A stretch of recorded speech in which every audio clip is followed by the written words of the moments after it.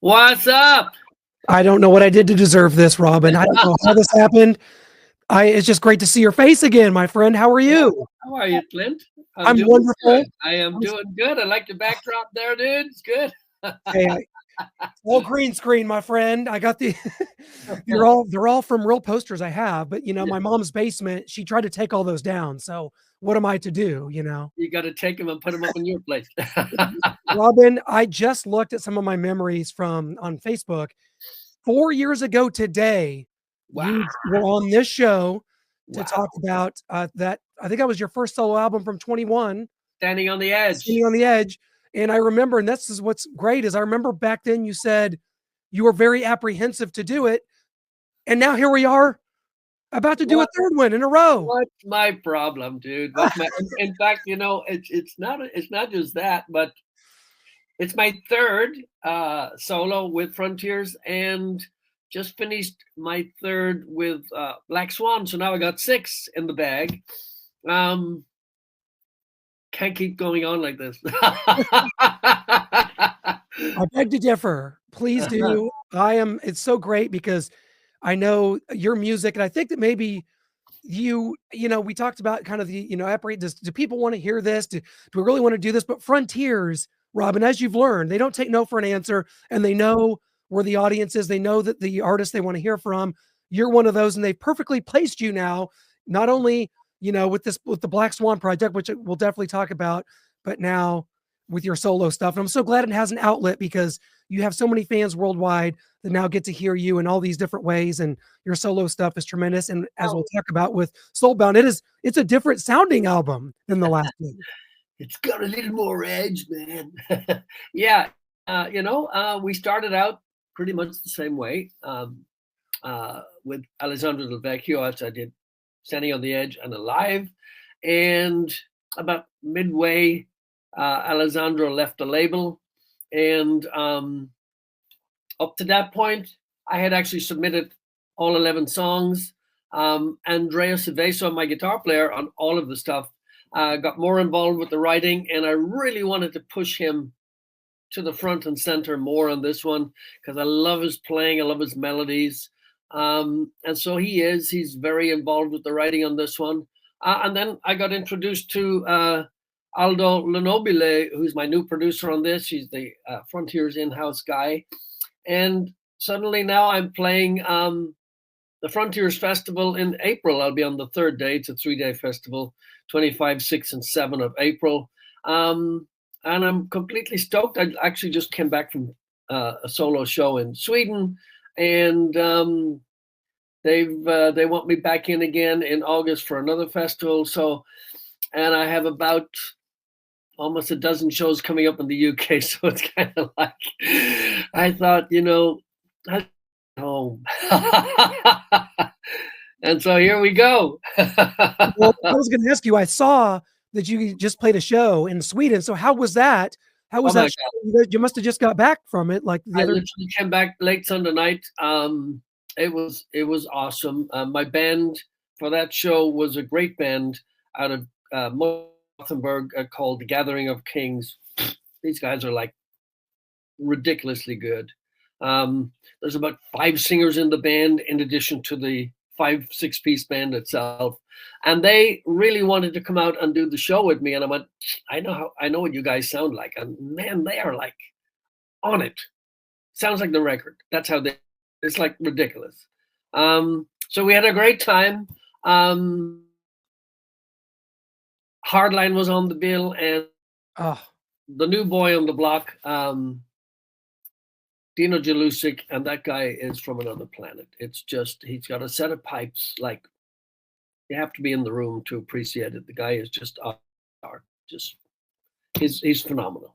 Absolutely. Can't say enough great things about this kid. He's just, and he plays everything. He's multi-instrumentalist and not just hacks at it. He's that good.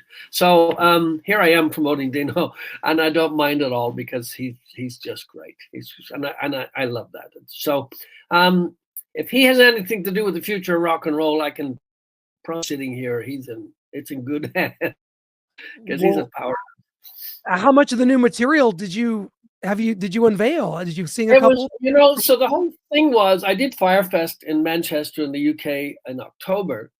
And that came about because a bunch of different promoters, including for the Sweden show, had seen us with MSG at Sweden Rock.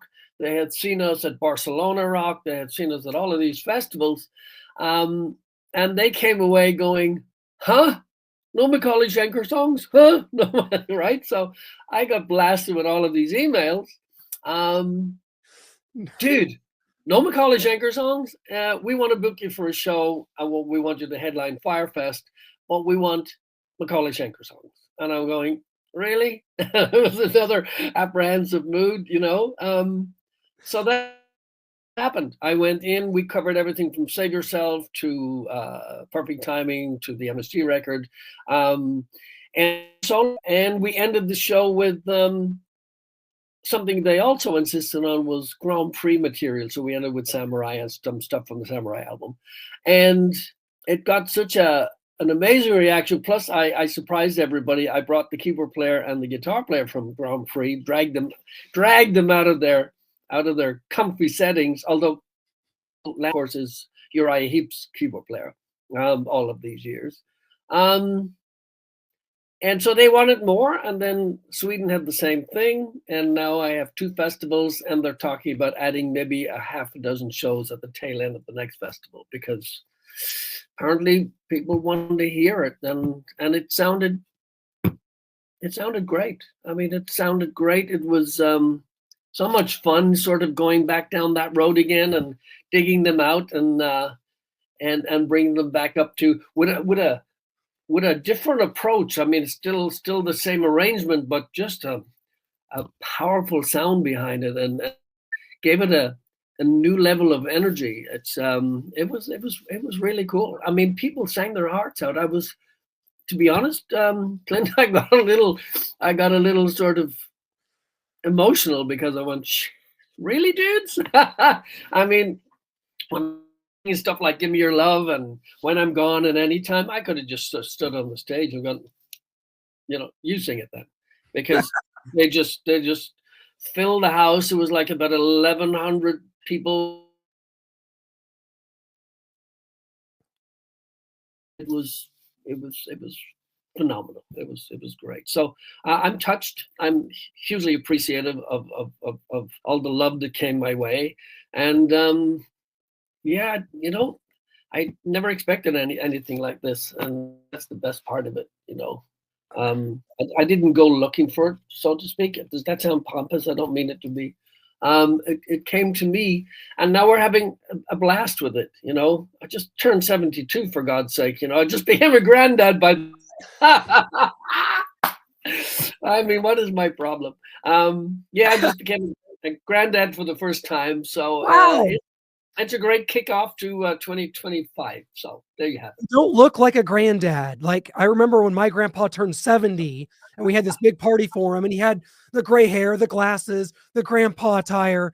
You don't quite have the grandpa look. This is, I mean, I'm very fortunate because this is, it's black, it's original, Exactly. It's just, I'm a natural, dude. Robin, you're one of my favorite people. You're one of my favorite vocalists. And whenever I was starting to hear the first couple singles, I said in my mind, there's like some more guitar driven. This just has a different evolution to the sound than the last 2 records. And then I read the press release, and you literally say in there, we wanted this one to be a little more guitar driven. So yeah, talk about how, that direction, while also managing to make when people hear Robin McCauley, your voice is so synonymous with melodic hooks, big time choruses. That's still there, but you also kind of added some new elements too. I don't know how to get away from that, to be honest. I don't know how to write any different. I wouldn't want you. So I get, it's the same thing. I get a bucket of music. I sift through it. I have to pick tops about 14 so that I leave a little room. As I said, I submitted the first 11. Alessandro's out of the picture. Aldo comes in, and Aldo wants to put his stamp on working with me for the first time, and vice versa. So he he thought there was 4 or 5 that I should take a look at. I wanted to introduce 4 or 5 completely different ones. One of those was the title track, Soulbound, which I didn't write. And that came in from 2 great writers out of Sweden, Teresa Persson and Jan Ackerson. And I liked the melody. I wasn't too locked into the demo that I heard. So I said to Aldo, hey, I'd like to recut this, putting my stamp on it and see how it sounds. And he basically said, have at it, in his best Italian. And I sent it back to him, and he loved it. And I said, well, give it also. And I would like to, down the road, when we get the whole thing finished, depending on how the songs hold up, I'd like that to be the album title as well. And he goes, whatever you want, it's your record, and that sort of stuff. So working with Aldo, who's also a great guitar player. He's a great, he calls himself a shredder. And he's also a great bass player, great producer. And I told him, I said, it's really important that we keep Alessandro on this record, because he's kind of my sound on the first 2 records, but there's more to him that we haven't heard yet. And I really wanted to push that. Plus he brought in, for different songs, he brought in another guitar player called Alessandro Mamola, who's just great, a great player, great drummer on this. Alfonso Mussolino, who's just amazing. And I think Soulbound is the only one that really has sort of that keyboardy symphonic sound to it. The rest we stayed away from. We just pushed hard on the guitars and bounced it off the melodies. And that's how we got to where we're at. I'm happy, is my point. I'm happy. Yeah. And you for a lot of Frontiers releases, you knock out a couple videos, obviously, but usually it's like a green screen and it's just raining, or you're, whatever's going on, you're like in a factory and there's fire. This on Until I Die, the first video you came out with about a month ago, it's like on location. You're like in a junkyard, you're out in the fields, you're out in the desert. What was it? You and I have spoken, and I don't know if I've mentioned it before. I don't like those kind of videos. I don't like videos where it's like, okay, a performance video. Get up on stage, get the lights on, stand in front of the camera, sing to the camera. I've never liked that. I've done a trillion of them, and I've never liked them. And I understand the need for them, so people go, well, that's who that is, and that's who that is. Never my personal go-to thing. So when we hit Till I Die, all along I thought, okay, as soon as if we pick this, I have different ideas. I didn't want to do the performance. I wanted that sort of desert. The truth of the matter, I'm listening to Motorhead's Ace of Spades. Right? Oh, well, I was listening to Ace of Spades, and then I went, I've always look on the cover, that badass outlaw on the front cover of Ace of Spades. Yes.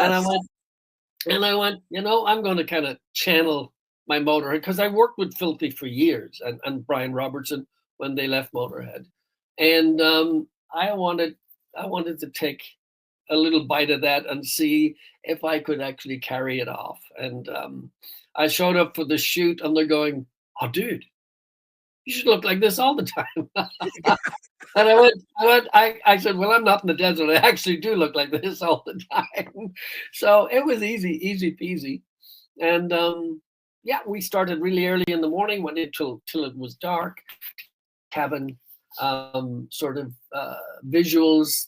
And I also wanted a little bit of a sort of a Quentin Tarantino kind of a, what is this about? Is it actually going anywhere? Is it just, what is it, And that's kind of what we wanted to achieve. And it was an absolute blast. And he goes, okay, we'll do the performance part. And I went, no, we won't. Well, I'll be in the, and I'll just sing the song to myself, and you'll catch it when you catch it. And he, at the end of the day, he goes, it's so much better than the way we normally do things. And it was more fun, and gave the camera people much more angles to work with, and more light and shade, and not to be so concerned about, do you need to get the hair out of your face or out of somewhere else, Where did we shoot that, Robin? Where was that shot at? So we shot it in a place called Lancaster, which is it's about an hour 45, 2 hours to the east of me, and we were way out in the desert, out in the field, lots of those big high-powered pylons, and they basically just left me out there and let me run. My son Casey said, "Dad, that made you run," and I said, "Well, it was either that or getting a horse. I'm going to do that." So it's a minute since I rode a horse. So I went, nah, I'll run. I can still run. And then there's a wonderful location that has the cabin, has a massive warehouse, and it has all of these old machinery outside, just the coolest stuff. There was a pickup truck that we were hoping to use. Unfortunately, that old GMC was like, oh my God, I think it was like a 57 or something. It was, but it wouldn't move. It wouldn't move. And I went, I wanted to sort of create donuts in this thing, I wasn't going to do it. You got a good vision. And here's a shot of it, the running. It's a little bit of my Motorhead channeling in there, and the wind was in my favor. What was really funny, Clint, was I don't know how many times I lost that damn hat. And so they kept that hat. And that's true. They kept chasing that hat across the field. And I'm going, oh boy, and they go, dude, tie that thing down. And I'm going, no, I haven't tied it down with. So, we packed some cardboard inside of the Triumph. Funny. The things you do, man. Magic. Yeah. I think the hat needs to become part of the live show. It's like you come out in the hat and then you throw it off after the first song, but it's like, I know, right? Well, the photographer said, he goes, don't ever wear anything else again. This is just great. And then I thought, because Frontiers really likes the performance video. And so I was a little thinking, they'll just reject this, Sent it in, and next thing I know, it's on YouTube, so. Well, it should be when when you do a video with Black Swan, the guys are also, Red Beach, and so to have a performance makes more sense. Like when you're doing a solo album, like the focus is on you, they're telling a story. That makes more sense to me. Yeah, and so that's how we're going to keep it from going forward. And regarding Black Swan, it's in the bag. It's not mixed yet, but it's pretty powerful, man. Yeah, I'm really happy with it. It's great. I can't wait. A blast doing it. And so there's number 3 from Black Swan too. Because it's been a couple of years. It's been it's just turned 25, but 2.5 years or so. Yeah. And we were supposed to get it done earlier, much earlier, as I was with the solo, and then I end up being on tour, and of course Jeff and Reb. I actually saw Reb at Sweden Rock in the middle of last year because we were on the same bill, and so I hung with them for a little bit, and it just the schedules just were going, shoot, are we ever going to get this done? And it was like, well, we have time, and then suddenly, woof, everything needed to be done. Because they're just busy, but we got it done. I've had the songs for a while, was able to sit with them, and once I got with Jeff recording, it was just we just kicked it into the desert. Love Jeff. God, he's the best. And Foreigner is like someday going to wrap up this tour they're on, but I'm just keeping it all in. This is supposed to be the year, but I don't see it. No, I don't want it to be the year. They just have so much to do, So much. They're so great. Kelly Hansen, kind of, I comp him to you in a lot of ways. Like you guys can sing anything, right? That's how I feel about Kelly. I was a big Hurricane fan. He does a great job in Foreigner, just amazing. You, who, I really, I've seen you a million times in Raiding the Rock Vault. So you've sang those songs 10 million times, all of them. Yeah. So did you know that when McAuley Schenker, that version of MSG, when we first toured the US, our opening was actually Hurricane with Kelly. I did not. Yeah. Small world, right? Really, because that was such a cool, yeah, they did 3 albums, I think, but it was a point in time. So yeah, I would not have had that on my bingo card. Yeah, and of course Jay Shellen was the drummer, so of course Jay was in Rock Vault as well. So That's you. It's just that's what I love about rock and roll, man. You guys are all it's well, all great. one big family. And speaking of Michael, like I know he's going to go out with, I think Eric Gronwall, who's another Oh, singer I love, but dude. I'm so used to, I've talked to you before, my now ex-girlfriend, different story for a different day. We came Oh, to Vegas to see you guys when you were doing the Michael Schenker Fest back in 2018, when you had Doogie and yourself all and right. Terry, amazing. But my girlfriend's like a Robin guy. She won't listen to anybody else, but she also loves Eric Gronwall, and he's going to do a great job with Oh, Michael. I can't wait to hear that, but you will be missed, of course. yeah. Eric is oh my God. I mean, he's decided that he's been posting. He's going a new cover one a month, and I don't know if you've Yeah. seen any of this Oh, stuff. all of them. Yes. Headless Cross is my favorite one so Oh far. my God, man, my God. Yeah. Yeah. I mean, it's it's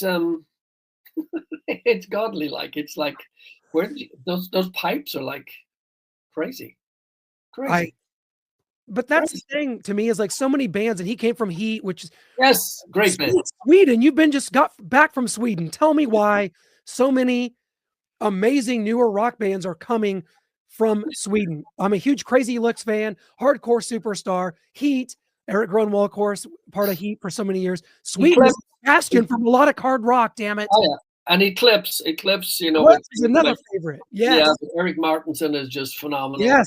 Um, of course, Magnus Carlsen, who Yes. writes so much stuff. And there's another guy, great guitar player, Friedrich Vogler, who I work a lot with when he works with escape music and stuff. And he's on a lot of different projects. So funny you should ask that question, because several times last week at breakfast, we were having this conversation. And I said, Wow.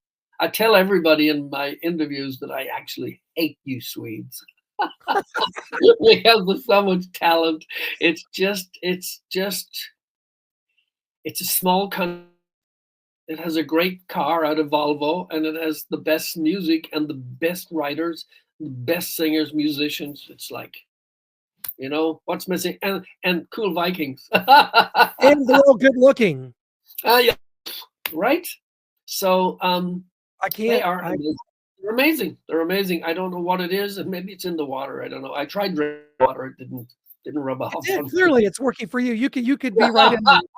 I wish.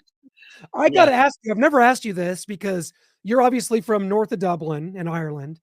Yes. I just want to know, kind of like, and this is a broad question, but what life was like for you growing up in like the late 50s and the early 60s in Ireland, what you were listening to, how you discovered music, how you formed your identity as a singer, like growing up in Oh. First band I saw, real band that I saw at the age of 12 was Thin Lizzy. And that was the original lineup with Eric Bell, Phil, obviously, and Brian Downey. And there was less than 20 people, mostly kids like myself, sitting cross-legged in a small sort of, wasn't even a club. It was like a sort of a bar, wants to be a club. And we were sitting on the floor watching them because Whiskey in the Jar had just cut it at Radio Luxembourg, not on daytime radio in Ireland, because you couldn't hear rock music on daytime radio. If you stayed up all night, there was this preconceived idea that if you were listening to rock music, you must be like up late. Because that was just the whole thing. Rock music in daylight hours just didn't connect. Weird, huh? And next time I tried to see Lizzie, I couldn't even get within 5 miles because there was, it was monstrous. And I would only have access to daytime radio, but I listened mostly to Motown. I'm just a huge Motown fan. I still listen to it. It's still as good as it was. Those songs are just like timeless. But Lizzie was my first thing that I really got into. Ironically, the first vinyl I ever bought, I bought it for my girlfriend at the time because it was her birthday. And I loved John Fogerty's voice, and I had just discovered Creedence Clearwater Revival. So I bought Cosmos Factory, the LP version, and I took it home. We all had turntables in those days. I rap off a True Story, put it on the turntable, and of course, Up Around the Bend was a huge single. And I started playing it, and I went, well, I guess she won't be getting that, and she never did get it. Not sure if she got anything. And I kept it, and I became a huge John Fogerty fan. And much later, who knew, in my Survivor days, we got to play with Creedence Clearwater Revisited, Yeah. which was a different thing, but the songs were there and all that sort of stuff. And then, of course, I discovered Paul Rodgers, and that was the end of the story. You know, this white guy that could actually sing soul and blues all at the same time. And I went, whoa, now we're in trouble. And then I have to tell you that when I started listening to Foreigner and what Lou Gramm was doing, I think secretly I would say Lou became my person. I wished I could do what he did, because when Lou sang and sings a song like those amazing Foreigner hits, oh man, I mean, for me, that range, that tone, and that delivery, that's my personal go-to. Of course, there's like so many great singers, but if you want me to go, who's the guy? Lou Gramm would be the guy for me, because it's just that he's just got the whole enchilada, as they say. Yeah, amazing. Well, it's funny because I say, and I mean this, I've told you this before, and I don't mind saying it. I don't mind, because it really means this much to me. I feel like, you know, if you've ever seen the movie Weird Science, where they create a beautiful girl on a computer, and she just appears, I've always said, if I could create the perfect vocalist for me, it's you. That's oh my God. Oh my God. It's like something about the voice, the songs, like the very first time I heard Anytime, MSG, the way you sang that part, like, you're changing, rearranging. I was like, that's my, there's those moments, those seminal moments that just, so you're my weird created in a lab singer. You are that for me. So I guess you're my Paul Rodgers. I appreciate that. Thank you. But at least, unlike John Fogerty, hopefully you'll never be sued for sounding like, and I'll never be shrink wrapped. That's a whole different career path that we don't want. That's weird. Gosh, I love that. I'm glad that we got to delve into that. And Robin, I gotta do some, make sure people know that the album is Soulbound. It comes out February 28th, so we got about a month exactly, and you can pre-order it right now through Frontiers Music. There's a physical copy, I assume? I think you can get a physical copy, and the digital will also be there. That's all. Oh yes, well, it'll be on CD, and they do an amazing vinyl, and I've already put my signature on a load of vinyls that will go out with different when you go on the site to order, like little giveaways and stuff. The vinyls are just awesome. They do such a great job, and the packaging is great, because there's the jacket, the inner sleeve, and there's all of the artwork, and it's super cool. Thank you from me to my graphic artist again for the third time, Nello Del Olmo. A magnificent job. He went with me on Standing on the Edge. And then he went with me on a live, and on this one, I had a couple of ideas for the sort of the gothic thing, and I went, I'm not even going to get into it. This is kind of what I'm thinking. Take it. And he came back with this, and he's awesome, and it's amazing how I've been blessed with these people who go, yep, got it. I think I know what you're looking for, and then you let them have at it, and it's just great. Perfect. And you can see kind of a preview of it behind us here. I got the yes, indeed. Right here, kind of, you could see, and I'm because to me, Robin, like, it all started with me when I saw my uncle's records. I saw Kiss, Destroyer. And I go, I don't know what the hell that is, but that. So that's how evocative right? It is, right? That's so important. And I think it's a lot of the time when I know for me anyway, when I think about records, It's the Yeah. first thing that comes to me is the artwork, and I'm going, yeah, I know what that is, and it just sticks with you, and with the artwork comes the title, and then there's your memory, and it's all heaped into one big pile, and it's great. I love it. I think it's great. We have a big collection. One of my sons, my son Casey, Who's also a lo- musician. loves, yes, and he loves to collect vinyl. So there's a ton of vinyl. And in the midst of all that, because Gina, my wife, is from Austria, there's a huge selection of classical music, so so Wow.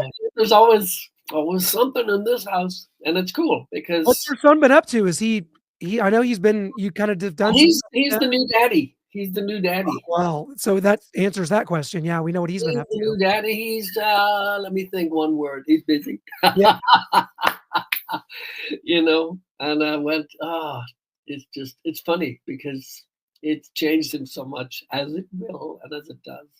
That is And amazing. it's really cool. Yeah. Robin, you're the best. Soulbound again out February 28th through Frontiers Music Yes. SRL.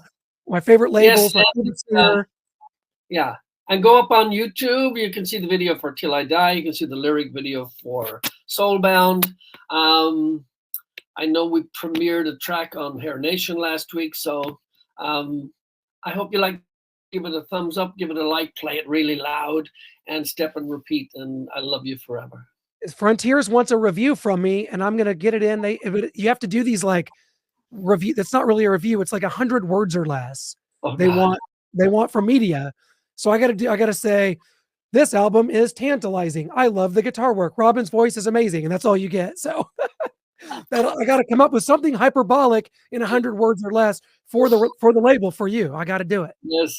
Well, John there's Freeman's gonna have my ass if I don't. nothing So. like a little bit of hyperpole. I live in hyperbole.